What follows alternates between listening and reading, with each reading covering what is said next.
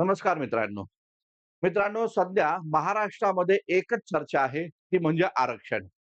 मराठा विरुद्ध ओबीसी असा एक मोठा संघर्ष या महाराष्ट्रामध्ये या ठिकाणी पाहायला मिळतोय. हा संघर्ष महाराष्ट्रामध्ये पहिल्यांदाच आहे का? नक्कीच नाही. स्वातंत्र्यपूर्व काळातही अशा प्रकारचा संघर्ष या महाराष्ट्रामध्ये झाला होता. मराठेतर संघर्ष हा नेमका काय आहे? तो आजच्या या सेशनमध्ये आपल्याला समजून घ्यायचा आहे. हा संघर्ष का निर्माण झाला? यामागे काय महत्वाचं काय महत्वाची भूमिका होती? हे पण आपल्याला इथे या ठिकाणी पाहायचं आहे. त्या काळामध्ये इतिहासात अशा कोणत्या चुका झाल्या, की ज्या चुकांमुळे हा संघर्ष या ठिकाणी उफाळून आज पण या ठिकाणी आल्याचं पाहायला भेटतं. आपल्याला आजच्या या सेशनमध्ये या ठिकाणी पाहायचं आहे, की 26 जुलै 1902 ला कोल्हापूर संस्थानामध्ये शाहू महाराजांनी जे 50% मागासवर्गीय लोकांना रिझर्वेशन दिलं होतं, तर त्यामध्ये मराठांचाही समावेश या ठिकाणी होता. मग त्या मराठा रिझर्वेशनचं पुढे झालं काय? यावर पण आजच्या सेशनमध्ये आपल्याला काम करायचं आहे, चर्चा करायची आहे. मराठा कम्युनिटी जी महाराष्ट्रातली एक मोठी कम्युनिटी आहे आणि महाराष्ट्रातल्या सत्ता कारणातली महत्वाची व प्रबळ दावेदार असणारी कम्युनिटी आहे. त्या कम्युनिटीला एवढा संघर्ष केल्यानंतरही रिझर्वेशन का मिळत नाहीये आणि कायद्याची काय नेमकी या ठिकाणी अडचण आहे, या सर्व घटकांवर आजच्या या सेशनमध्ये आपण या ठिकाणी काम करणार आहोत. तर मित्रांनो, आजचं सेशन एक सामाजिक ज्ञान मिळवण्यासाठी, सामाजिक दृष्टिकोन या ठिकाणी तुमचा जोपासला जावा, यासाठी हे लेक्चर जरूर शेवटपर्यंत या ठिकाणी पहा आणि लेक्चर पाहिल्यानंतर जर तुम्हाला आवडलं, लाईक करा, कमेंट करा आणि आपल्या मित्रांना हे लेक्चर जरूर या ठिकाणी शेअर करा. आता आपण सुरुवात करूया आजच्या या सेशनला, ज्यामध्ये सर्वप्रथम तर आपल्याला पाहायचं आहे मराठेतर संघर्षाच्या आधी या महाराष्ट्रामध्ये जी एक महत्वाची चळवळ होती, त्या चळवळीवर आजच्या या सेशनमध्ये आपण सुरुवात करू. त्या चळवळीचं नाव आहे ब्राह्मणेतर चळवळ. तर लक्षात घ्या, ब्राह्मणेतर चळवळ सुरू का बरं झाली? काय त्या ब्राह्मणेतर चळवळी सुरू होण्यामागचं कारण होतं, ते पण आपण या सेशनमध्ये व्यवस्थितरित्या पाहून घेऊया. लक्षात घ्या, ब्राह्मणेतर चळवळीच्या आधी महात्मा ज्योतिराव फुल्यांनी सन 1873 ला एक महत्वाची संघटना स्थापन केली होती, जिचं नाव होतं सत्यशोधक समाज. सत्यशोधक समाज स्थापन होण्यामागचा मूळ उद्देश काय होता, की या देशामधले जे 18 पगड जातीचे लोक आहे, खास करून त्याची व्याख्या आज आपण शूद्र, अतिशूद्र अशा पद्धतीची या ठिकाणी करतो. तर त्या 18 पगड जातींना संघटित करून त्यांची सामाजिक आणि सांस्कृतिक गुलामगिरीतून या ठिकाणी मुक्तता करणं, या उद्देशानं महात्मा फुल्यांनी या ठिकाणी सत्यशोधक समाजाची स्थापना केली आणि महाराष्ट्रातील 18 पगड जातींना संघटित करण्याचं सर्वात पहिलं काम जर कोणी केलं असेल, तर ते महात्मा ज्योतिराव फुल्यांनी केलं. महात्मा फुल्यांचं निधन सन 1890 ला होतं आणि त्यानंतर या सत्यशोधक चळवळीची धुरा ही पुढे जाऊन ब्राह्मणेतर चळवळीकडे या ठिकाणी जाती आणि या महाराष्ट्रामध्ये एक मोठी चळवळ महाराष्ट्रामध्ये सुरू होती, जिचं नाव या ठिकाणी नॉन ब्राह्मण मुवमेंट, जिचं नाव या ठिकाणी ब्राह्मणेतर चळवळ अशा पद्धतीची या ठिकाणी आहे. तर लक्षात घ्या, जेव्हा ही ब्राह्मणेतर चळवळ महाराष्ट्रामध्ये या ठिकाणी सुरू झाली, तेव्हा या ब्राह्मणेतर चळवळीचं नेतृत्व हे कोल्हापूर संस्थानचे राजे राजर्षी छत्रपती शाहूजी महाराज यांच्याकडे या ठिकाणी होता. आता लक्षात घ्या, ब्राह्मण विरुद्ध ब्राह्मणेतर हा जो संघर्ष काय होता, तो आधी आपण या ठिकाणी समजून घेऊ आणि या ब्राह्मण विरुद्ध ब्राह्मणेतर या संघर्षाचं रूपांतर हे मराठा विरुद्ध मराठेच कसं झालं, हे पण आपण इथे या ठिकाणी पाहून घेऊया. सर्वप्रथम तर आपण पाहूया, की ब्राह्मण विरुद्ध ब्राह्मणेतर ही चळवळ सुरू होण्यामागे काय विचारधारा आहे, त्यावर आपण या ठिकाणी चर्चा करूया. लक्षात घ्या, भारतीय समाज जर आपण पाहिलं, तर भारतीय समाज म्हणजे जातीची उतरंड आहे. वर्णाची उतरंड या ठिकाणी आहे, हे आपल्या सर्वांना माहिती आहे. ब्राह्मण, क्षत्रिय, वैश्य, शूद्र अशा प्रकारची 4 वर्णांची भारतीय व्यवस्था या ठिकाणी मांडली जाते. परंतु झालं असं, की ब्राह्मणिकल सोर्सेस अशी भूमिका मांडतात, की कलियुग जो आहे, तर त्या कलियुगामध्ये 2च वर्ण अस्तित्वात त्या ठिकाणी राहिले. त्यापैकी एक आहे ब्राह्मण आणि दुसरा आहे तो म्हणजे शूद्र. का बरं 2च वर्ण अस्तित्वात राहिले? तर याचं कारण ब्राह्मणिकल धर्म ग्रंथांनी सांगितलं, की क्षत्रिय आणि वैश्य हे 2 वर्ण या ठिकाणी समाप्त होतात कलियुगामध्ये आणि परशुराम जो आहे, तर त्या परशुरामानं 21 वेळा पृथ्वी या ठिकाणी निक्षत्रिय केली आहे, म्हणून या पृथ्वीवर आता क्षत्रिय कोणच उरला नाही. जे ब्राह्मण आहे आणि जे ब्राह्मण नाही ते सर्वच या ठिकाणी शूद्र आहे. या प्रकारची भूमिका ब्राह्मणिकल सोर्सेसनं इथं मांडल्याचं एकंदरीत दिसून येतं. तर लक्षात घ्या, हाच धागा पकडून हाच धागा पकडून महाराष्ट्रामध्ये एक प्रकरण घडलं ज्याचं नाव होतं वेदोक्त प्रकरण. तर लक्षात घ्या, हे जे वेदोक्त प्रकरण जे आहे, हे वेदोक्त प्रकरण अलीकडच्या काळातील नाही. हे वेदोक्त प्रकरण अगदी छत्रपती शिवाजी महाराजांपासून या ठिकाणी आहे. हा मुद्दा या ठिकाणी लक्षात घ्या. कारण जेव्हा छत्रपती शिवाजी महाराजांना या देशामध्ये हिंदवी स्वराज्याची स्थापना करायची होती आणि त्यांना जेव्हा राज्याभिषेक या ठिकाणी करायचा होता, तेव्हा त्यांच्याही क्षत्रियत्वावर प्रश्नचिन्ह उपस्थित केले आणि पुण्यामधला कोणताही भटजी हा या ठिकाणी शिवाजी महाराजांचा राज्याभिषेक करायला तयार नव्हता. कारण त्यांचं म्हणणं हेच राहिलं, कलियुगामध्ये एकही क्षत्रिय नाहीये आणि त्यामुळे शिवाजी महाराज या ठिकाणी शूद्र आहेत आणि त्यामुळे त्यांचा राज्याभिषेक होऊ शकणार नाही. या प्रकारची भूमिका त्या काळातल्या लोकांनी तिथे घेतली होती. आता लक्षात घ्या, छत्रपती शिवाजी महाराजांच्या संदर्भात हे जे वेदोक्त प्रकरण आलं, ते वेदोक्त प्रकरण छत्रपती शिवाजी महाराजांच्या वंशजांची पाठ सोडायला तयार नव्हतं आणि आजही नाहीये. लक्षात घ्या, वेदोक्त प्रकरण त्या काळामध्ये जर आपण पाहिलं, तर लक्षात असू द्या, छत्रपती शिवाजी महाराजांचे 3 महत्वाचे वंशज जे होते, त्यांच्या बाबत हे प्रकरण या ठिकाणी आधुनिक भारतामध्ये होताना दिसून येतं. मग या वेदोक्त प्रकरण जर आपण पाहिलं, तर हे कोणाकोणाच्या संदर्भात आधुनिक भारतामध्ये झालं, तर एक तर आहे ते म्हणजे बडोदा संस्थान, दुसरं जे आहे ते म्हणजे सातारा संस्थान आणि तिसरं जे आहे ते म्हणजे कोल्हापूर संस्थान. तर या 3 राजांच्या सोबत या ठिकाणी हे वेदोक्त प्रकरण आधुनिक भारताच्या इतिहासामध्ये होताना आपल्याला या ठिकाणी पाहायला भेटतं. आता नीट लक्षात घ्या, बडोद्यामध्ये त्यावेळेस होते सयाजीराव गायकवाड, सातारामध्ये त्यावेळेस होते प्रतापसिंह महाराज आणि कोल्हापूरमध्ये त्यावेळेस होते राजर्षी छत्रपती शाहूजी महाराज. या तिघांच्या संदर्भात हे वेदोक्त प्रकरण झालं. भूमिका हीच होती, या ठिकाणी हे जे काही राजे लोक स्वतःला राजे म्हणून संबोधतायत, वास्तविकतः हे क्षत्रिय नाहीये. तर हे कोण आहे? तर हे या ठिकाणी शूद्र आहेत आणि त्यामुळे त्यांच्या घरात जो धार्मिक विधीचा कार्यक्रम करायचा आहे, तो वेदोक्त पद्धतीने नव्हे, तर पुराणोक्तच पद्धतीने या ठिकाणी केला जाईल. या प्रकारची भूमिका तत्कालीन ब्राह्मणांनी इथं मांडली होती. याचा परिणाम असा झाला, या तीनही राजांपैकी कोल्हापूरचे जे राजे होते शाहू महाराज, त्या शाहू महाराजांनी या सगळ्या प्रकरणामध्ये बंड केलं आणि 1899 ला त्यांनी हे बंड केल्यानंतर या देशामध्ये, या महाराष्ट्रामध्ये एक मोठी चळवळ शाहू महाराजांच्या नेतृत्वाखाली उभी राहिली, जिचं नाव होतं ब्राह्मणेतर चळवळ. ब्राह्मण सोडून बाकीचे सर्व लोक यांनी या ठिकाणी आपल्या या संघर्षामध्ये या ठिकाणी आणले आणि या संघर्षामध्ये या सर्व 18 पगड जातीच्या लोकांना पुन्हा एकदा ज्योतिराव फुल्यांच्या नंतर त्यांनी या ठिकाणी संघटित केल्याचं एकंदरीत या ठिकाणी पाहायला भेटतं. लक्षात घ्या, शाहू महाराजांनी त्या काळामध्ये म्हणजेच कोणत्या तारखेला, तर लक्षात घ्या, 26 जुलै सन 1902 ला 26 जुलै सन 1902 ला शाहू महाराजांनी एक अध्यादेश जारी केला, ज्याद्वारे या ठिकाणी त्यांनी भूमिका मांडली.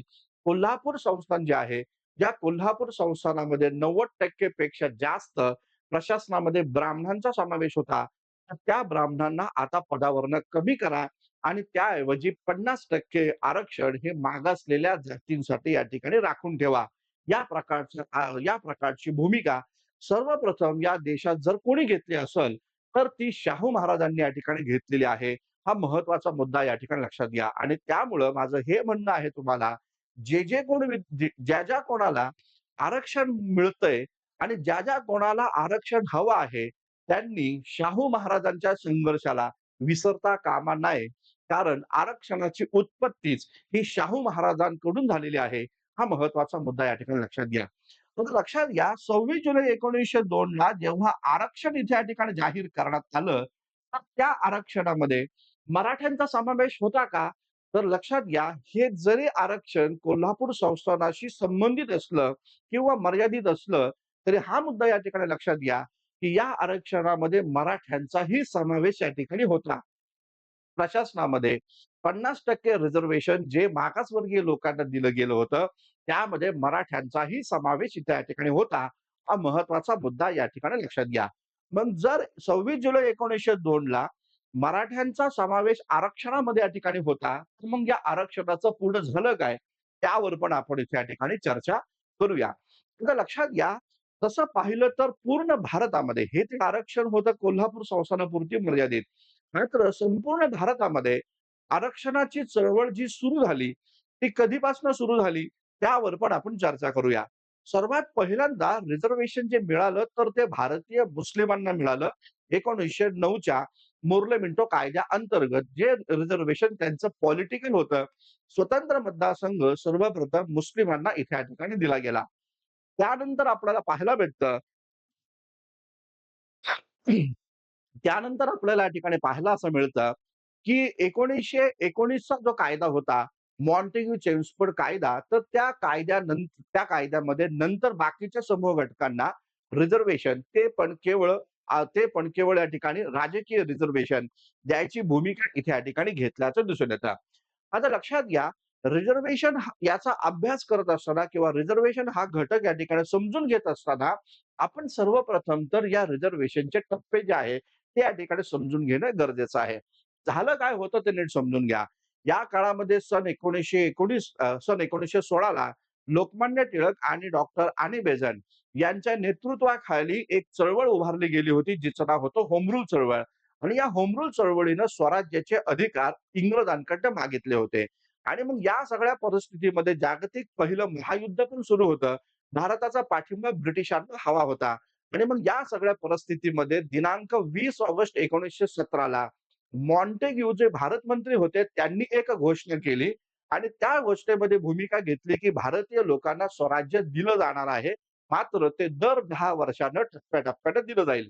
लक्षात घ्या, याच काळामध्ये महाराष्ट्रामध्ये आणि एकूणच दक्षिण भारतामध्ये 2 महत्त्वाच्या ब्राह्मणेतरांच्या संघटना स्थापित झालेल्या होत्या. सन 1916 ला जस्टिस पार्टी नावाचं संघटन दक्षिण भारतामध्ये स्थापन झालं आणि याच जस्टिस पार्टीच्या धर्तीवर 1917 ला शाहू महाराजांच्या पुढाकारातून एक संघटना स्थापन झाली, जिचं नाव होतं डेक्कन रयत परिषद. लक्षात घ्या, या डेक्कन रयत परिषदेमध्ये कोण होते? तर या डेक्कन रयत परिषदेमध्ये आजचे मराठे आणि आजचे या ठिकाणी ओबीसी या दोघांचाही समावेश या डेक्कन रयत परिषदेमध्ये या ठिकाणी होता. आणि या दोन्ही संघटनांनी म्हणजे जस्टिस पार्टी आणि डेक्कन रयत परिषदांनी या काळामध्ये जे स्वराज्याचे अधिकार दिले जाणार होते, त्या स्वराज्याच्या अधिकाराला विरोध केला होता. विरोध करण्यामागचं कारण काय होतं, ते पण या ठिकाणी समजून घ्या. यांचं असं म्हणणं राहिलं, की इंग्रज लोक जे आता स्वराज्य देत आहे, ते स्वराज्य इंग्रजांनी आता देऊ नये. का बरं देऊ नये? कारण भारतातला अजून बराच मोठा समुदाय जो आहे, हा इथे या ठिकाणी मागासलेला आहे आणि त्यामुळे इंग्रज जे स्वराज्य या ठिकाणी देणार आहे, ते स्वराज्य केवळ पुढारलेल्या जातीच्या लोकांनाच या ठिकाणी मिळेल आणि त्यामुळे मागासलेल्या जातींचा हक्क हिरावून या ठिकाणी घेतला जाईल. या प्रकारची भूमिका त्या काळामध्ये जस्टिस पार्टीची पण होती आणि तीच भूमिका या ठिकाणी डेक्कन रयत परिषद जे शाहू महाराजांच्या मार्गदर्शनाखाली महाराष्ट्रामध्ये होती, त्यांची या ठिकाणी होती असं एकंदरीत दिसतं. मग या सगळ्यांवर या ठिकाणी तोडगा इंग्रजांनी काढायचं ठरवलं आणि त्या ब्रिटिशांनी या भारतामध्ये एक कमिशन या ठिकाणी गठीत केलं. या कमिशनचं नाव होतं साउथबरो कमिशन. लक्षात घ्या, हे जे साउथबरो कमिशन या ठिकाणी स्थापन झालं, तर त्या साउथबरो कमिशनमध्ये अनेक लोकांची साक्ष झाली. डॉक्टर बाबासाहेब आंबेडकरांची साक्ष झाली, विठ्ठलरामजी शिंदेची साक्ष झाली आणि सर्वात महत्त्वाचं म्हणजे इथे या ठिकाणी भास्करराव जाधव जे आहे, तर त्या भास्करराव जाधवांची पण साउथबरो कमिशनमध्ये या ठिकाणी साक्ष झाली.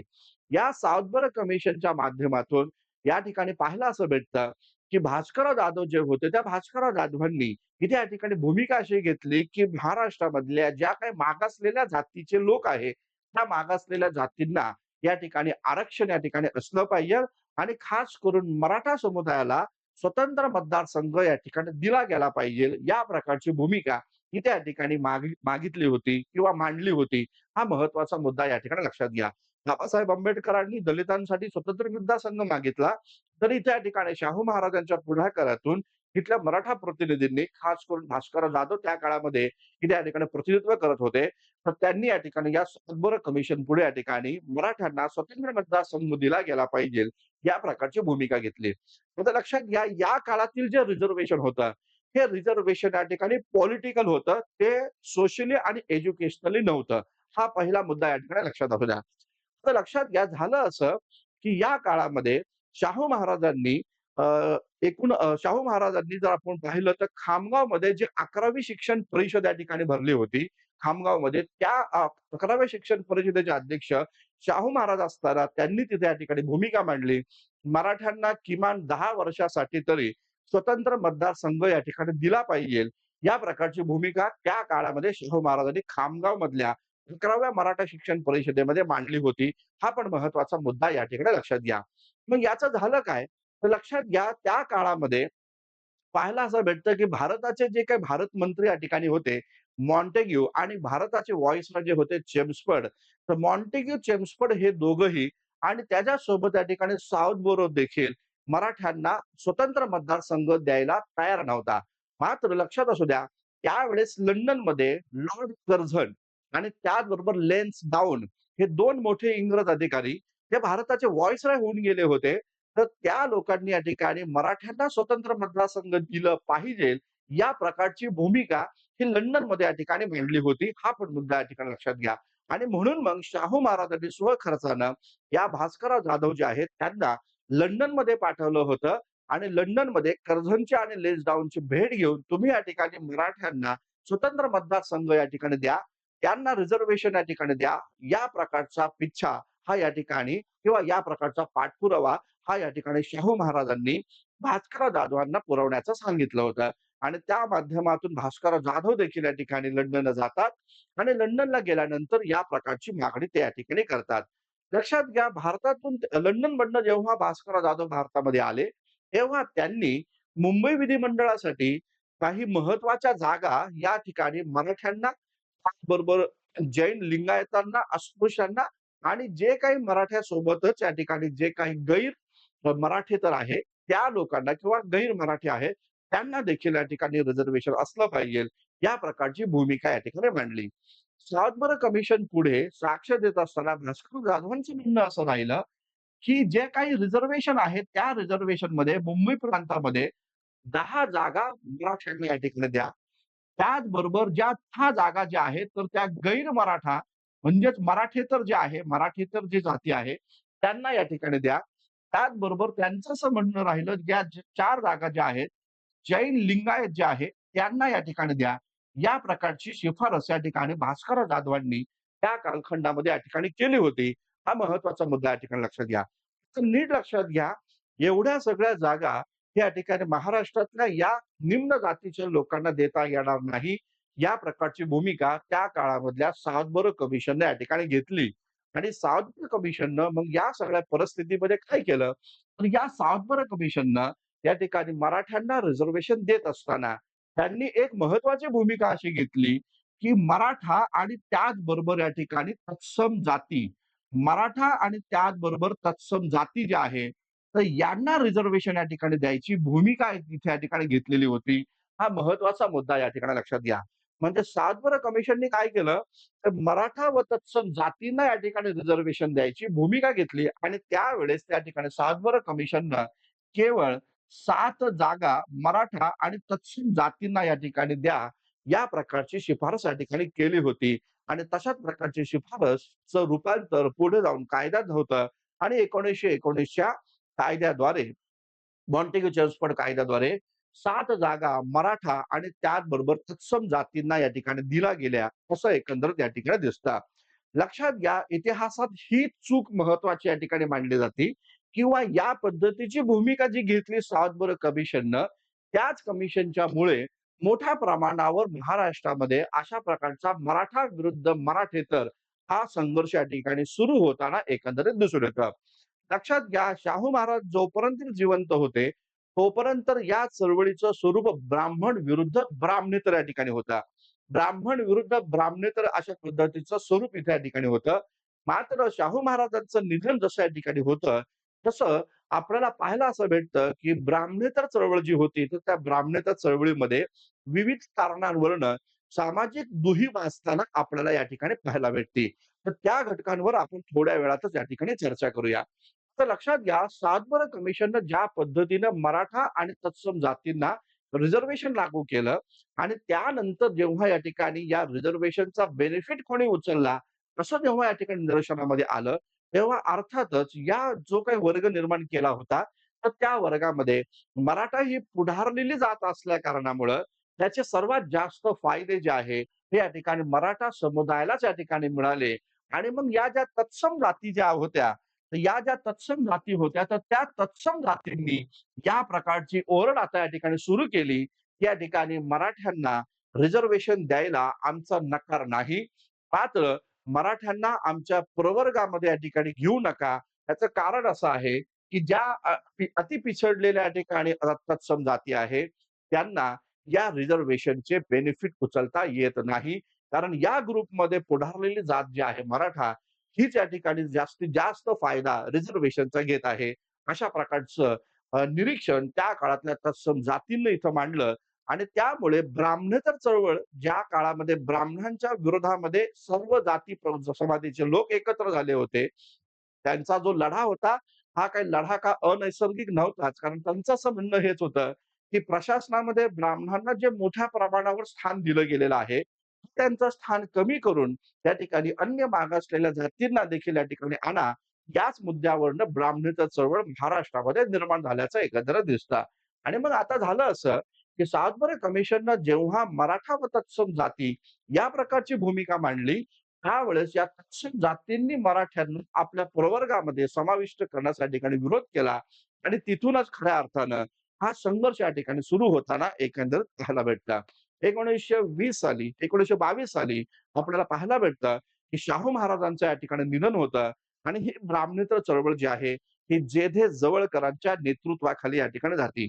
तर बघा, जेधे जवळकरांच्या नेतृत्वाखाली जेव्हा ही ब्राह्मणेतर चळवळ गेली, तर या ब्राह्मणेतर चळवळीनं अतिउच्च शिखर या ठिकाणी गाठलं आणि मोठ्या प्रमाणावर ब्राह्मणांचा द्वेष आणि त्याचबरोबर या पद्धतीनं या ब्राह्मणेतर चळवळीमध्ये मराठ्यांचं वर्चस्व हे हळू या ठिकाणी वाढताना आपल्याला या ठिकाणी पाहायला भेटतं. तर लक्षात घ्या, त्याच संपूर्ण कालखंडामध्ये आपल्याला पाहायला भेटतं, की सायमन कमिशन भारतामध्ये या ठिकाणी येणार होतं. सायमन कमिशन भारतामध्ये का बरं येणार होतं? ते नीट समजून घ्या. 1919 च्या कायद्यातच या ठिकाणी तरतूद अशी होती, की पुढील 10 वर्षांसाठी भारतीय लोकांना नवा कायदा लागू करण्यासाठी एक आयोग नियुक्त करावा आणि त्यानंतर मागील कायद्याचे जे फायदे तुम्हाला मिळाले आहेत, त्याचं ऑब्झर्वेशन करून आणखीन कोणत्या समुदायाला या ठिकाणी आरक्षण किंवा आणखीन कोणत्या समुदायाला या ठिकाणी सोयी सवलती या ठिकाणी हव्या आहेत किंवा त्यांना राजकारणाच्या मुख्य प्रवाहामध्ये आणता येईल. या सर्वांचा शोध घेणं आणि त्यांना त्या पद्धतीचे राजकीय हक्क अधिकार देणं, या उद्देशानं सायमन कमिशन भारतामध्ये आलं होतं, हे लक्षात असू द्या. आता बघा, त्यावेळेची राष्ट्रीय चळवळ जर आपण पाहिली, तर ती पण थोडीशी या ठिकाणी पाहणं गरजेचं आहे.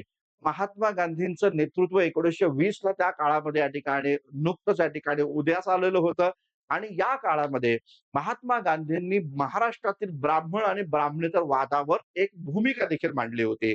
त्यांनी भूमिका अशी मांडली, की महाराष्ट्रामध्ये हा जो ब्राह्मण-ब्राह्मणेतर वाद जो आहे, हा समाप्त झाला पाहिजे आणि सर्व लोकं राष्ट्रीय लढ्यामध्ये या ठिकाणी आले पाहिजेत. देश स्वतंत्र झाल्यानंतर आपण ब्राह्मण आणि ब्राह्मणेतरांचे जे काही भांडण आहेत, ते या ठिकाणी संपवण्याची भूमिका या ठिकाणी घेऊ. या प्रकारचं एक आश्वासन गांधींनी त्या काळामध्ये केलं होतं आणि त्या सगळ्यामुळं पाहायला असं भेटतं, की महात्मा गांधी हे स्वतः या ठिकाणी भूमिका मांडतायत, की मी ब्राह्मण नाहीये, मी गैर-ब्राह्मणच आहे. मात्र ब्राह्मण-ब्राह्मणेतर वादामुळं स्वातंत्र्याचा लढा हा मागे पडू शकतो. या प्रकारची भूमिका गांधींनी त्या काळामध्ये मांडली आणि लक्षात घ्या, त्या काळातल्या महाराष्ट्रातील ब्राह्मणेतर चळवळीचं नेतृत्व करणाऱ्या लोकांना गांधींची ही भूमिका ही पटण्याजोगी होती आणि ती पटली देखील. आणि म्हणूनच जेव्हा सायमन कमिशन भारतामध्ये या ठिकाणी आलं, तेव्हा या सायमन कमिशनला भारतीय राष्ट्रीय काँग्रेसनं किंवा राष्ट्रीय चळवळीनं सायमन कमिशनला विरोध या ठिकाणी केला. सायमन कमिशनला विरोध जसा राष्ट्रीय काँग्रेसनं केला, तसं ब्राह्मणेतर चळवळीमध्ये देखील फूट पडली आणि ब्राह्मणेतर चळवळीमधले काही लोक सायमनला पाठिंबा देण्यासाठी या ठिकाणी गेले. तर काही लोक जे आहे, हे सायमनला विरोध करणारे या ठिकाणी राहिले. हा महत्वाचा मुद्दा या ठिकाणी लक्षात घ्या. कोणकोणते लोक होते, की ज्यांनी सायमनला पाठिंबा दिला आणि कोणकोणते लोक होते ज्यांनी या ठिकाणी सायमनला विरोध केला. ते पण नावं आपल्याला पाहणं गरजेचं आहे. आता लक्षात घ्या, सायमनला विरोध करणाऱ्यांपैकी हे लोक होते. ज्यामध्ये विठ्ठलरामजी शिंदे, केशवराव जेधे, केशवराव बगाडे, श्रीपतराव शिंदे, भाऊराव पाटील हे सगळे लोक जे होते, ते सायमनला विरोध करणारे होते. सायमनला विरोध करणारे म्हणजेच कोण होते? तर ते राष्ट्रीय राष्ट्रीय चळवळीला पाठिंबा देणारे होते किंवा राष्ट्रीय काँग्रेसच्या भूमिकेला पाठिंबा या ठिकाणी देणारे होते. हा महत्वाचा मुद्दा इथे या ठिकाणी लक्षात घ्या. त्याचबरोबर सायमनला पाठिंबा देणारे जे लोक होते, तर सायमनला पाठिंबा देणाऱ्या लोकांमध्ये भास्करराव जाधव, दिनकरराव जवळकर, नानासाहेब अमृतकर आणि के.एस. नायडू हे आपल्याला या ठिकाणी पाहायला भेटतात. म्हणजेच लक्षात घ्या, काँग्रेसच्या विरोधी भूमिका मांडणारे हे लोक या ठिकाणी होते. हा मुद्दा या ठिकाणी लक्षात घ्या. आता लक्षात घ्या, सायमन कमिशन जेव्हा भारतात आलं, तेव्हा बाबासाहेब आंबेडकरांचा खूप मोठा रोल सायमन कमिशनमध्ये या ठिकाणी राहिल्याचं एकंदरीत दिसून येतं.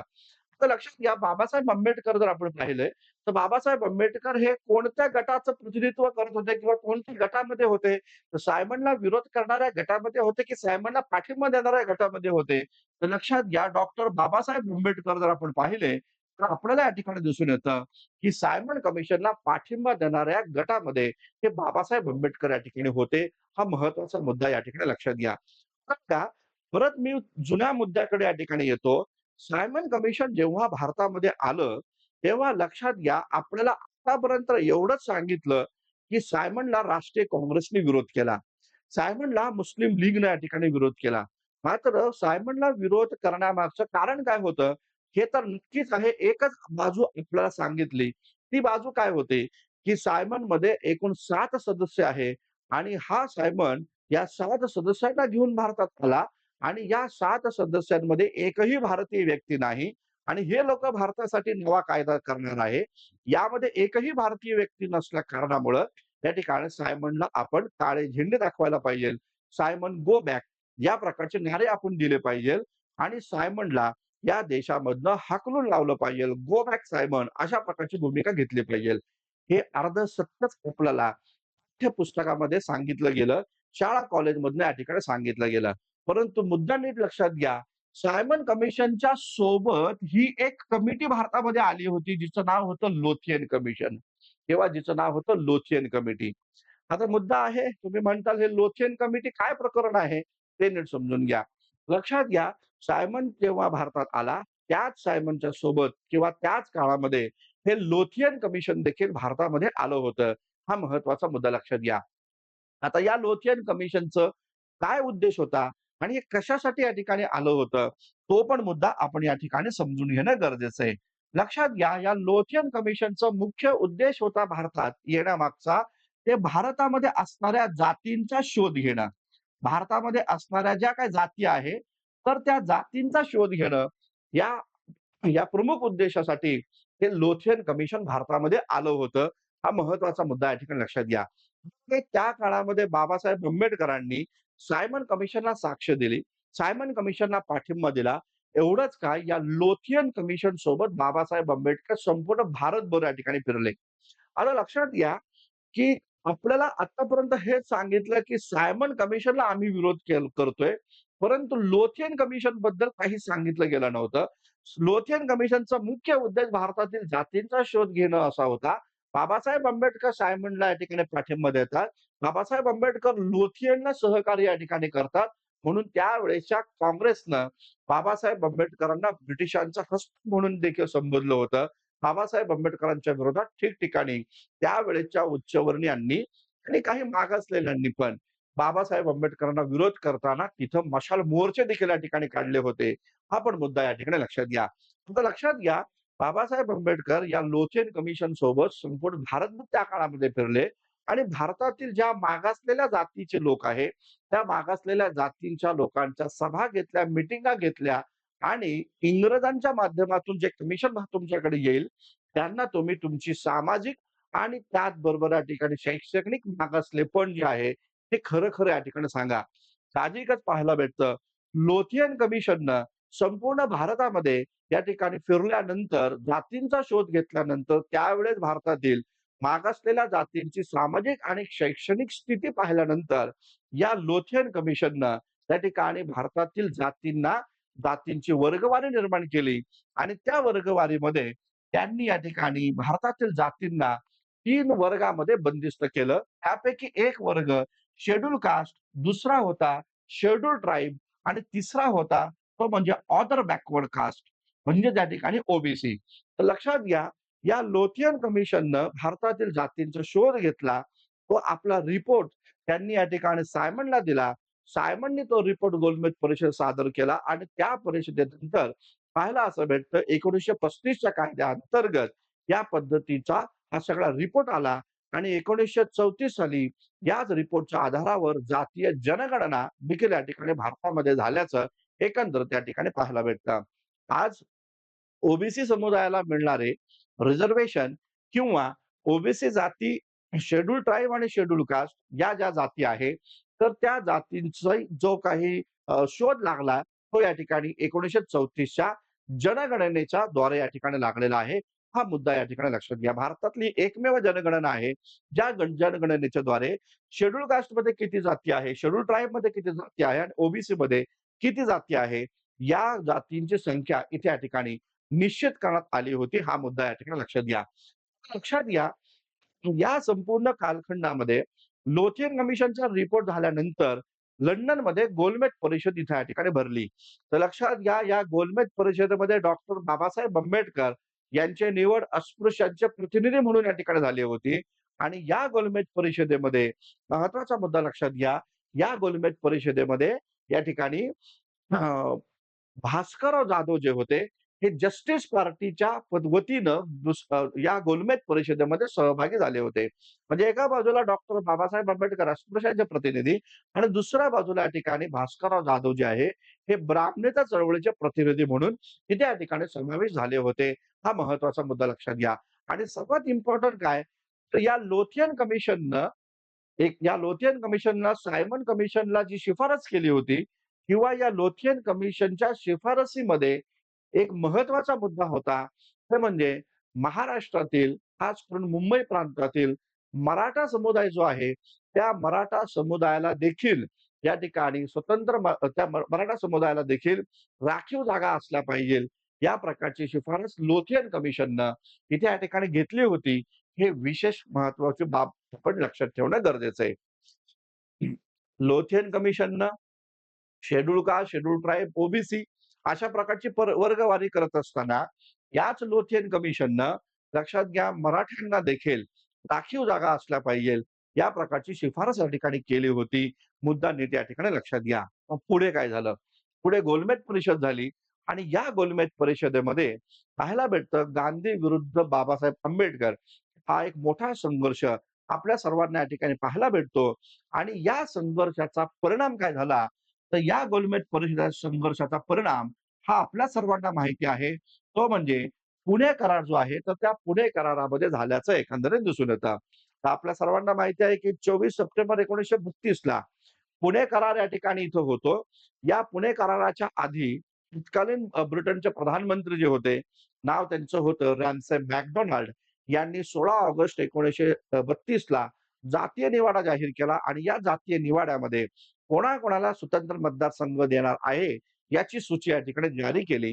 ज्या सूचीमध्ये अस्पृश्यांना, दलितांना स्वतंत्र मतदारसंघ दिला जाईल, या प्रकारची भूमिका इथे या ठिकाणी घेतली होती, असं आपल्याला पाहायला भेटतं. तर नीट समजून घ्या, या स्वतंत्र मतदारसंघाला दुसऱ्या गोलमेज परिषदेनंतर जो जातीय निवाडा झाला, त्यानंतर पाहायला भेटतं महात्मा गांधी पुण्याच्या येरवडा तुरुंगामध्ये इथे या ठिकाणी उपोषणाला बसतात आणि त्याचं नंतर फलित काय होतं, ते म्हणजे पुणे करार होतो 24 सप्टेंबर 1932 ला. आता बघा 1932 च्या आधी जे पण काही रिझर्व्हेशन होतं, ते रिझर्व्हेशन राजकीय रिझर्व्हेशन होतं. आता झालं असं पुणे करारामध्ये एक महत्वाचा मुद्दा इथं मांडला गेला, की अस्पृश्यांना स्वतंत्र मतदारसंघ न देता त्यांना राखीव मतदारसंघ या ठिकाणी द्या आणि त्यातल्या त्यात सर्वात महत्वाचा मुद्दा तो म्हणजे अस्पृश्यांना या ठिकाणी सामाजिक मागासलेपण, त्यांचं शैक्षणिक मागासलेपण पाहता त्यांना या ठिकाणी शिक्षणामध्ये आणि त्याचबरोबर सरकारी नोकऱ्यांमध्ये देखील त्यांची शैक्षणिक पात्रता तपासून जर ती पात्रता त्यांची असेल, तरच त्यांना आरक्षण या ठिकाणी लागू केलं पाहिजे. या प्रकारची भूमिका पुणे करारामध्ये या ठिकाणी राहिली. जे मुद्दा नीट समजून घ्या, पॉलिटिकल रिझर्व्हेशन हे त्या काळात मराठ्यांना मिळत होतं. त्या काळात दलितांना पण मिळालं. त्या काळामध्ये गैर मराठी जे होते त्यांना पण या ठिकाणी मिळालं. मात्र शैक्षणिक आणि त्याचबरोबर सरकारी नोकऱ्यांमधलं रिझर्व्हेशन जे आहे, हे 1932 पासून या ठिकाणी शेड्यूल कास्टला, शेड्यूल ट्राइबला इथे या ठिकाणी मिळायला सुरुवात या ठिकाणी झाली होती. हा महत्वाचा मुद्दा या ठिकाणी लक्षात घ्या. पुढे झालं काय?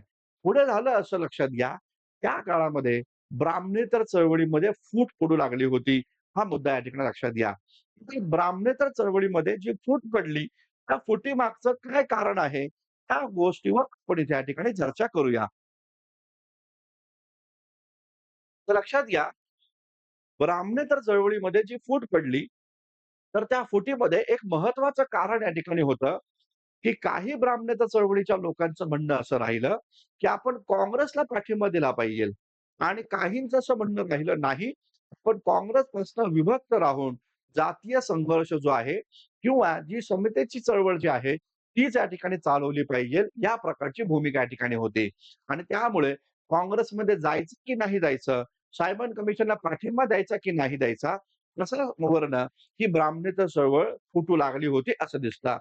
याचबरोबर ब्राह्मणेतर चळवळ फुटण्यामागचं एक महत्वाचं कारण होतं, हे म्हणजे या ब्राह्मणेतर चळवळीमध्ये मराठा-मराठेतर संघर्ष हा इथे या ठिकाणी उभा राहिला होता. मराठा विरुद्ध मराठेतर यांचं काय म्हणणं होतं ते नीट समजून घ्या.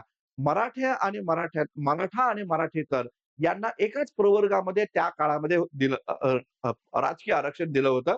त्याचा पूर्णतः फायदा हा आपल्याला पाहायला भेटतो. जास्तीत जास्त फायदा हा मराठा समुदायाला मिळत होता आणि म्हणून जे काही तत्सम जाती होत्या, ज्यांना आज आपण ओबीसी म्हणतो, तर त्या जातींनी मराठ्यांसोबत भांडण करायला सुरुवात केली आणि त्यांनी भूमिका मांडली. आजच्या बोली भाषेमध्ये सांगतो, ते म्हणजे मराठ्यांचं ताट हे स्वतंत्र असलं पाहिजे. मराठ्यांना रिझर्व्हेशन द्या, मात्र त्यांचं ताट स्वतंत्र असलं पाहिजे. या प्रकारची भूमिका त्या लोकांची त्या काळामध्ये होती, असं दिसून येतं. आणि म्हणून मग पाहायला असं भेटतं, की त्या काळामध्ये आधी होती ब्राह्मणेतर चळवळ. आता मराठेतर चळवळ या ठिकाणी सुरू झाली आणि मग डॉक्टर आनंदराव सुर्वे यांच्या नेतृत्वाखाली आणि सीताराम केशव बोले यांच्या नेतृत्वाखाली मराठेतर मराठेतर परिषदेची स्थापना या ठिकाणी झाली. लक्षात घ्या, आधी होती ब्राह्मणेतर परिषद किंवा ब्राह्मणेतर चळवळ. आता मराठेतर परिषद जी आहे, ही इथे या ठिकाणी स्थापन झाली आणि यांनी मराठा व्यतिरिक्त बाकीच्या जातींना संघटित करून इथे या ठिकाणी यांना स्वतंत्रपणे आरक्षण दिलं गेलं पाहिजे. या प्रकारची चळवळ या ठिकाणी सायमन जेव्हा भारतात येत होता, त्याच काळामध्ये झाल्याचं दिसून येतं. डॉक्टर आनंदराव सुर्वे आणि त्याचबरोबर या ठिकाणी सीताराम केशव बोले या दोघांनीही सायमन कमिशनला साक्ष देताना भूमिका मांडली. ती म्हणजे या ठिकाणी मागासलेल्या जातींमध्ये मराठ्यांव्यतिरिक्त ज्या जाती आहेत, त्या जातींना स्वतंत्र या ठिकाणी आरक्षण या ठिकाणी द्या. या प्रकारची भूमिका ही या ठिकाणी तत्सम जातीच्या पुढाऱ्यांनी त्या काळामध्ये मांडली होती. हा महत्वाचा मुद्दा आपण समजून घेणे या ठिकाणी गरजेचं आहे. आता बघा, हा सगळा प्रवास होत असताना ब्राह्मणेतर चळवळ देखील या ठिकाणी शिथिल होत गेली आणि ही चळवळ फुटीकडे या ठिकाणी गेली. लक्षात घ्या, ब्राह्मणेतर चळवळीची फूट थांबवण्यासाठी एक समिती गठीत करण्यात आली होती. ब्राह्मणेतर चळवळीची जी फूट आहे, ती फूट थांबवण्यासाठी एक समिती गठीत करण्यात आली होती आणि त्या समितीमध्ये वन ऑफ द मेंबर होते डॉक्टर बाबासाहेब आंबेडकर. बाबासाहेब आंबेडकर जे आहे, ते बाबासाहेब आंबेडकर ब्राह्मणेतर चळवळीतील फूट थांबवण्यासाठी जी समिती गठीत केली, त्या समितीमध्ये एक सदस्य म्हणून बाबासाहेब आंबेडकर देखील या ठिकाणी काम करत होते आणि ब्राह्मणेतर चळवळीतली फूट थांबवण्यासाठी मोठ्या प्रमाणावर प्रयत्नशील इथे या ठिकाणी होते, असं आपल्याला दिसून येतं. आता बाबासाहेब आंबेडकरांचं या सगळ्या परिस्थितीमध्ये ऑब्झर्वेशन काय नेमकं राहिलं, हे नीट या ठिकाणी समजून घ्या. ब्राह्मणेतर चळवळीमध्ये फूट पडली, म्हणजे मराठेतर हा संघर्ष महाराष्ट्रामध्ये उभा राहिला. त्यामध्ये बाबासाहेब आंबेडकरांचं ऑब्झर्वेशन असं होतं, की ब्राह्मणेतर चळवळ ही खास करून ब्राह्मण्यवादाच्या विरोधामध्ये असायला हवी होती किंवा ब्राह्मण्यवादाच्या विरोधामध्ये ही चळवळ उभी राहिली होती.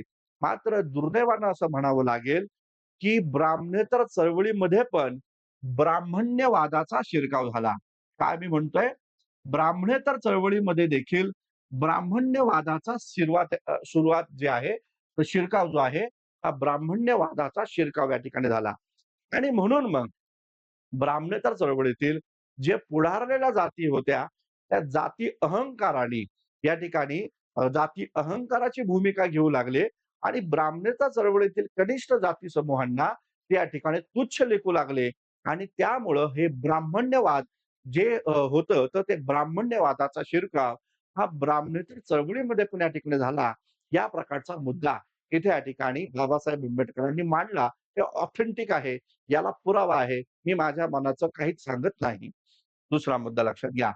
तर लक्षात घ्या, या काळामध्ये जर आपण पाहिलं, एका बाजूला आहे ब्राह्मण आणि दुसऱ्या बाजूला जे आहे ते म्हणजे ब्राह्मण्यवाद. ठीक आहे ना? एका बाजूला आहे ते म्हणजे ब्राह्मण आणि दुसऱ्या बाजूला आहे ते म्हणजे ब्राह्मण्यवाद. आपल्या सर्वांना माहिती असेल 1924-25 च्या काळामध्ये डॉक्टर बाबासाहेब आंबेडकरांनी बहिष्कृत हितकारणी सभेची स्थापना केली. आणि ही बहिष्कृत हितकारणी सभा स्थापन झाल्यानंतर किंवा ती स्थापन होत असताना बाबासाहेब आंबेडकरांनी भारतात ज्या काही सामाजिक चळवळी आहे, त्या सामाजिक चळवळीच्या प्रमुखांना या बहिष्कृत हितकारणी सभेच्या स्थापनेच्या वेळेस या ठिकाणी आमंत्रित केलं होतं. त्यामध्ये ब्राह्मणेतर चळवळीच्या पुढाऱ्यांना, जे. जवळकरांना देखील आमंत्रित करण्यात आलं होतं. त्यावेळेस जे. जवळकरांची तार बाबासाहेबांना येते आणि बाबासाहेबांना ते भूमिका या ठिकाणी मांडतात, त्या ठिकाणी आम्ही तुमच्या चळवळीमध्ये तेव्हाच येऊ, जेव्हा तुम्ही तुमच्या चळवळीमध्ये एकाही ब्राह्मणाला या ठिकाणी घेणार नाही. जर तुमच्या चळवळीमध्ये ब्राह्मण नसेल, तरच आम्ही या ठिकाणी तुमच्या चळवळीमध्ये येऊ, तुम्हाला सहकार्य या ठिकाणी करू. या प्रकारची भूमिका ही ब्राह्मणेतर चळवळीच्या पुढाऱ्यांनी त्या काळामध्ये मांडली होती. तेव्हा प्रत्युत्तर म्हणून बाबासाहेबांनी काय भूमिका मांडली? त्यावेळेस बाबासाहेबांची भूमिका हीच राहिली, की आमचा विरोध हा ब्राह्मणांना नाहीये. आमचा विरोध हा ब्राह्मणांना नाहीये. आमचा विरोध हे ब्राह्मण्यवादाला आहे. समजतंय का? बाबासाहेब काय म्हणतायत, की आमचा विरोध हा ब्राह्मणांना नाहीये. आमचा विरोध हे ब्राह्मण्यवादाला आहे. हे ब्राह्मण्यवाद जसं ब्राह्मणामध्ये असू शकतं, तसं ते शूद्रामध्ये पण असू शकतं. तसं ते मागासलेल्या जातींमध्ये पण असू शकतं. तसं ते ब्राह्मण्यवाद ब्राह्मणेतरांमध्ये पण या ठिकाणी असू शकतं. आणि म्हणून मग बाबासाहेब आंबेडकर या भारतामध्ये मोठे का ठरले, श्रेष्ठ का ठरले? तर बाबासाहेब आंबेडकर लक्षात असू द्या, कोणत्या एका जातीच्या विरोधात नव्हते. तर ही जी मानसिकता आहे, तर ती जी विचारसरणी आहे, त्या विचारसरणीच्या विरोधामध्ये होते. हा महत्वाचा मुद्दा आपण या ठिकाणी लक्षात ठेवणं गरजेचं आहे. आता तुमच्यातील बरेचसे लोक म्हणतील, ब्राह्मण्यवाद म्हणजे काय? दाखवतो तुम्हाला. लक्षात घ्या, ब्राह्मण्यवाद याला म्हटलं जातं. ब्राह्मण्यवाद काय आहे? तर ब्राह्मण्यवाद हे आहे, जे आपल्या बहुजनांच्या आंदोलनामध्ये देखील याचा समावेश आज पण या ठिकाणी होतो, हे लक्षात घ्या. मुलगा कोण आहे हा विषय नाहीये. विषय आहे हा बॅनर. लक्षात घ्या. बॅनर काय आहे? आरक्षण हे फक्त आम्हाला शिक्षणासाठी पाहिजे आहे. आमची बरोबरी करायला तुमच्या 7 पिढ्या जातील. ही जी भूमिका आहे, ही जी मानसिकता आहे, ही जी विचारसरणी आहे, याला म्हटलं जातं ब्राह्मण्यवाद. याला म्हटलं जातं ब्राह्मण्यवाद. थोडक्यात काय? मी जन्मानं श्रेष्ठ आहे आणि मी जन्मानं श्रेष्ठ असल्यामुळं, तुम्ही लोक जन्मानं कनिष्ठ असल्यामुळे माझी बरोबरी करू शकणार नाही. याला म्हटलं जातं ब्राह्मण्यवाद. जसं की विश्वास पाटील साहेबांनी सांगितलं, त्या ठिकाणी माझ्याकडे कुणबीचं जात सर्टिफिकेट नव्हतं.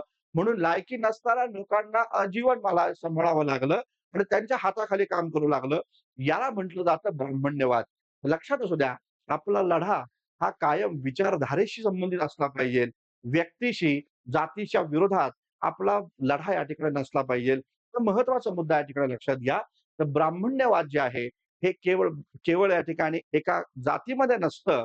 तर ब्राह्मण्यवाद जे आहे, हे बहुजनांच्या आंदोलनामध्ये पण याचा समावेश झालेला आहे, शिरकाव झालेला आहे.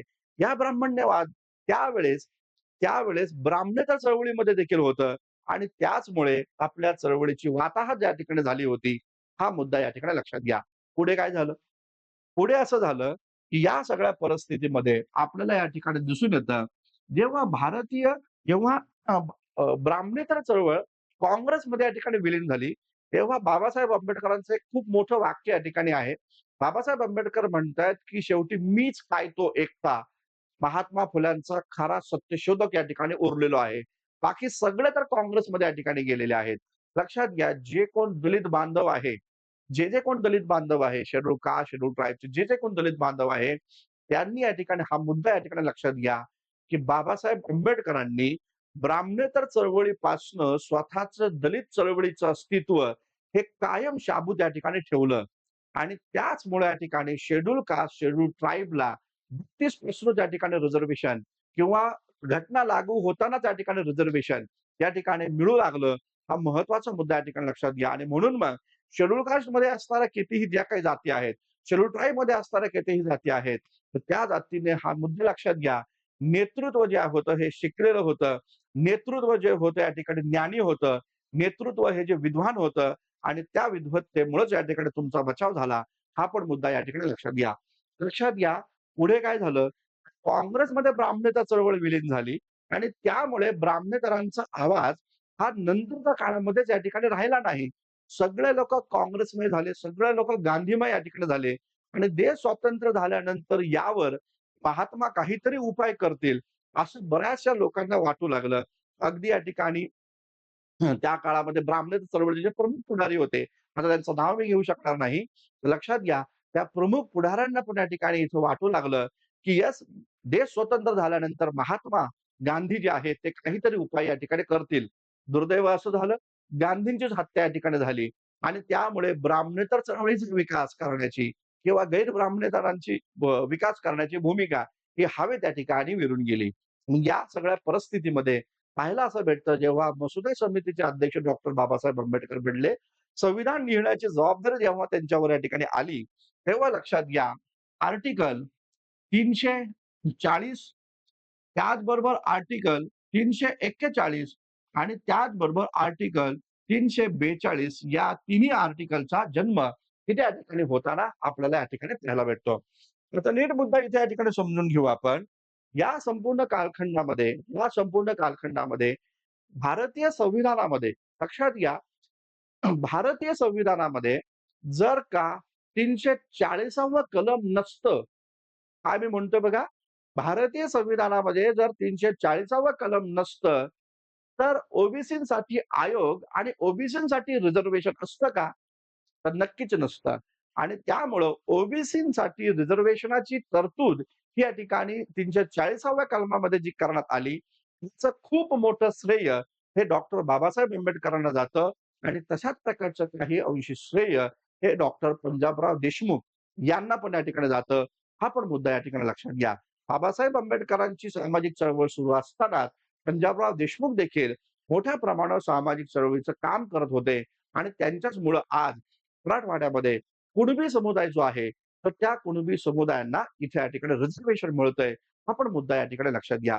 तर लक्षात घ्या त्या काळामध्ये डॉक्टर पंजाबराव देशमुख जेव्हा बाबासाहेब आंबेडकर संविधानाची निर्मिती करत होते, मसुदा समितीवर काम करत होते, तेव्हा पंजाबराव देशमुखांनी ब्राह्मणेतर चळवळ आणि त्यामध्ये असणाऱ्या मागासलेल्या जातींना देखील कशा प्रकारची आरक्षणाची तरतूद करायला हवी, या प्रकारची सल्लामसलत बाबासाहेब आंबेडकरांसोबत केला आणि त्यामुळं हे 340व कलम जे आहे, त्या 340व्या कलमाचा इथे या ठिकाणी जन्म होताना आपल्याला इथे या ठिकाणी पाहायला भेटतो. आता लक्षात घ्या, त्या काळामध्ये बाबासाहेब आंबेडकरांना त्या काळामध्ये डॉक्टर पंजाबराव देशमुखांचं म्हणणं ज्यांनी ऐकलं, त्यांनी स्वतःला कुणबी म्हणून या ठिकाणी संबोधून घेतलं आणि त्या लोकांना या ठिकाणी ओबीसीमध्ये रिझर्व्हेशन हे मंडल आयोगानंतर या ठिकाणी मिळायला सुरुवात झाली. मात्र ज्यांनी यांचं ऐकलं नाही, त्या लोकांना तशा प्रकारचं रिझर्व्हेशन ते मागास असताना पण या ठिकाणी मिळू शकलं नाही. हा पण एक महत्वाचा आणि एक दुर्दैवी इतिहास हा आपल्याला या ठिकाणी पाहायला भेटतो. तर लक्षात घ्या 341, 342 कलमातल्या जे लोकं आहेत शेड्यूल कास्ट, शेड्यूल ट्राइब यांनी तर बाबासाहेब आंबेडकरांचे आणि या संपूर्ण त्यांच्या प्रवासाचे खास करून फुलेशाहू आंबेडकर मिळेल त्यांचं तर त्यांनी या ठिकाणी आभार मानलेच पाहिजे. परंतु 340व्या कलमाअंतर्गत ज्या ओबीसी जमातींना या प्रकारचं रिझर्व्हेशन उपलब्ध होतंय, तर त्यांनी पण आणि जे मागणी करतात त्यांनी पण फुले शाहू आंबेडकरांचा हा जो संघर्ष आहे 108 वर्षांचा, तर तो संघर्ष त्याला देखील आपण नतमस्तक कुठेतरी होणं गरजेचं आहे. हा मुद्दा या ठिकाणी लक्षात घ्या. बघा, इथं समजून घ्या आपण 340वा कलम जे आपल्याला या ठिकाणी पाहायला भेटतं, तर या 340व्या कलमाशी संबंधित बाबासाहेब आंबेडकरांचं म्हणणं असं होतं, की जसं 341 आणि 342 या 2 कलमांतर्गत शेड्यूल कास्ट आणि शेड्यूल ट्राइब या 2 जाती समूहांना घटनात्मक आरक्षण या ठिकाणी मिळतं. तशा प्रकारचं ओबीसींना देखील घटनात्मक आरक्षण दिलं गेलं पाहिजे. अशी भूमिका बाबासाहेब आंबेडकरांची होती.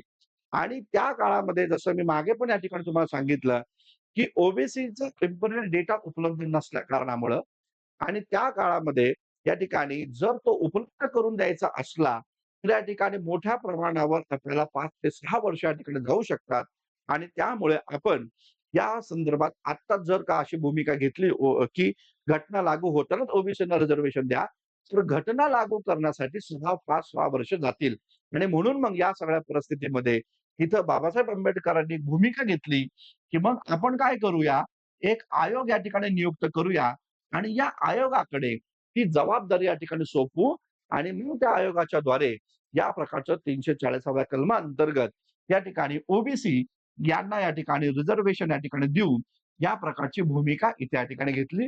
भारतातील इतर मागासलेल्या जातींना या प्रकारची भूमिका या ठिकाणी देऊ, रिझर्व्हेशन देऊ, या प्रकारची भूमिका आली. आपल्याला सर्वांना माहिती आहे काका कालेलकर आयोग या ठिकाणी नेमला.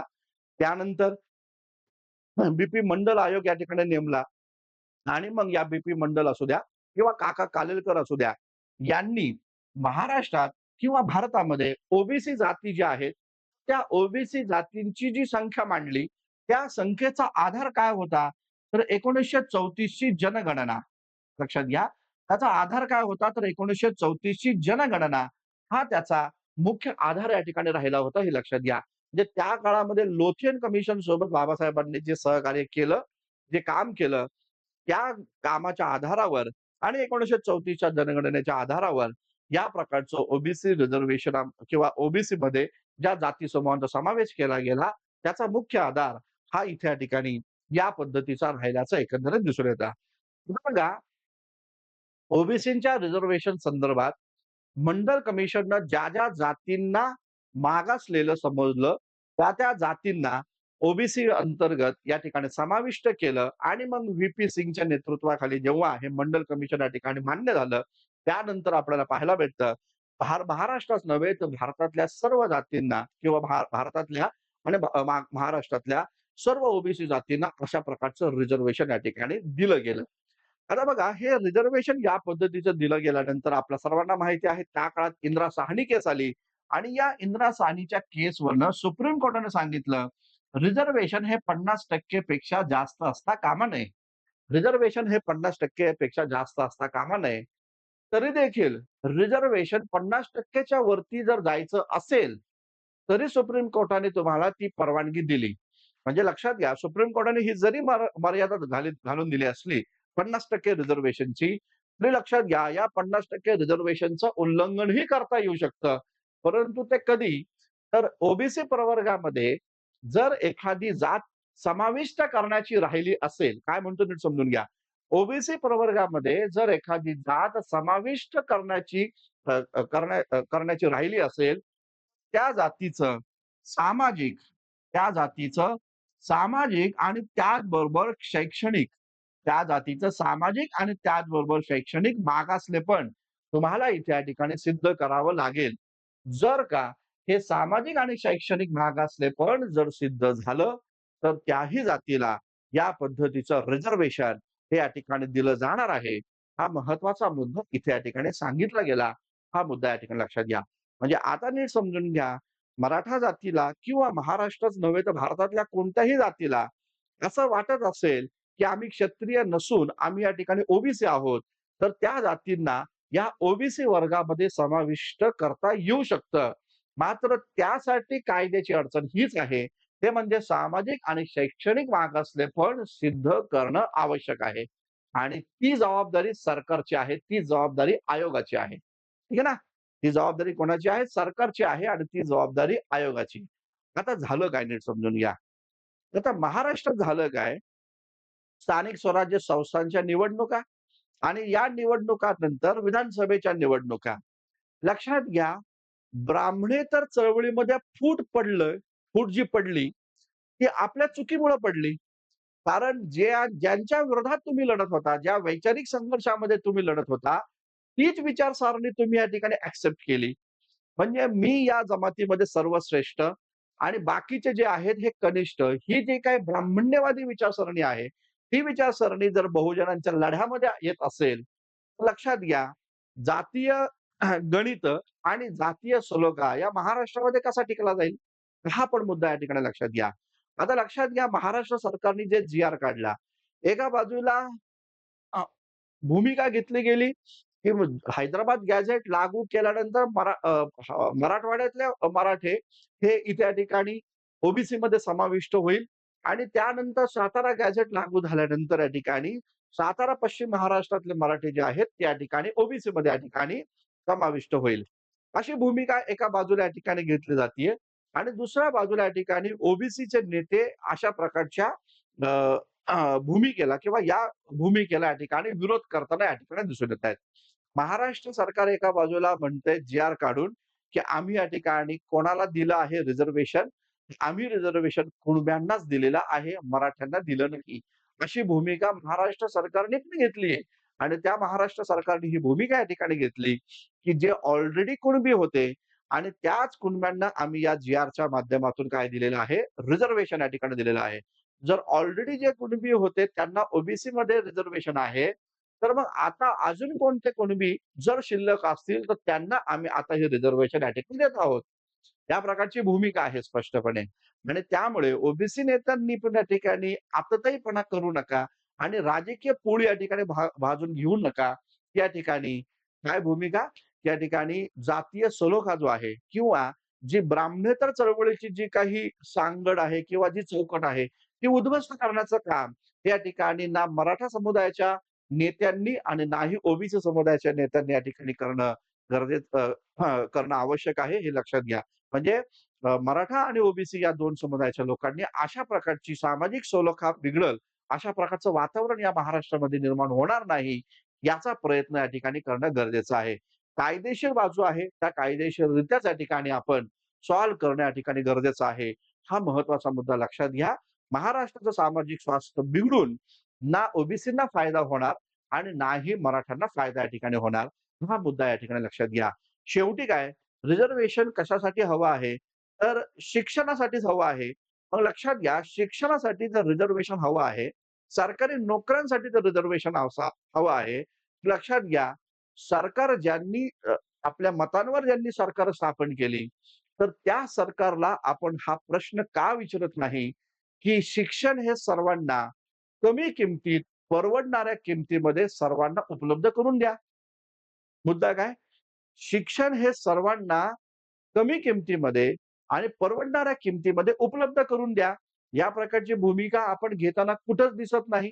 दुसरा महत्त्वाचा मुद्दा, या ठिकाणी आपण ही पण भूमिका घेत नाही, की सरकारी नोकरी आणि प्रायव्हेट नोकऱ्या यांच्यामध्ये आरक्षण लागू करा किंवा सर्वांना या ठिकाणी रोजगार उपलब्ध करून द्या. ही पण भूमिका आपण या ठिकाणी घेताना दिसत नाही. आणि त्यामुळं हे जातीय संघर्ष हे जुने नाही हे खूप जुने आहेत आणि हे आजपर्यंत या ठिकाणी चालत राहणार आहे. जर अशा प्रकारचे जातीय संघर्ष महाराष्ट्रामध्ये निर्माण झाले, तर फायदा हा तुमच्या विरोधकांचा होईल. तुमचं काहीच या ठिकाणी इथे फायदा होणार नाही.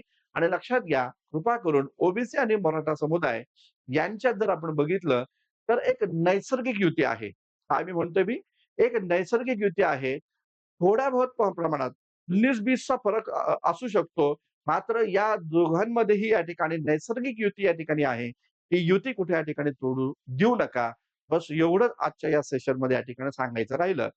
आता बघा मित्रांनो, हे जे लेक्चर्स या ठिकाणी केलं, ही जी माहिती या ठिकाणी दिली, शेवटचा भाग जर आपण सोडला, तर ही संपूर्ण जी माहिती आहे, ती या ठिकाणी आरक्षणाशी संबंधित आरक्षणाचा प्रवास आणि खास करून मराठा रिझर्व्हेशनचं पुढे काय झालं, या संदर्भामध्ये असणारी या ठिकाणी ही माहिती या ठिकाणी होती. ही माहिती देण्यामागचं कारण काय? तर एम-पी-एस-सी आता डिस्क्रिप्टिव्ह झालेली आहे आणि डिस्क्रिप्टिव्ह एम-पी-एस-सी या ठिकाणी झाल्यामुळं आरक्षणाशी संबंधित प्रश्न तुम्हाला पेपरमध्ये विचारले जाऊ शकतील आणि त्यामुळे या माहितीच्या आधारावर तुम्हाला काहीतरी लिहिता यावं, हा सगळा खाटापोट इथे या ठिकाणी त्यासाठीच या ठिकाणी केलेला आहे. तर मित्रांनो, हे लेक्चर तुम्हाला आवडलं असेल, हे लेक्चर पटलं असेल, तर जरूर या ठिकाणी तुम्ही लाईक करा, कमेंट्स करा आणि आपल्या मित्रांना पण हे लेक्चर या ठिकाणी जरूर शेअर करा. थांबूया. धन्यवाद. Thank you very much.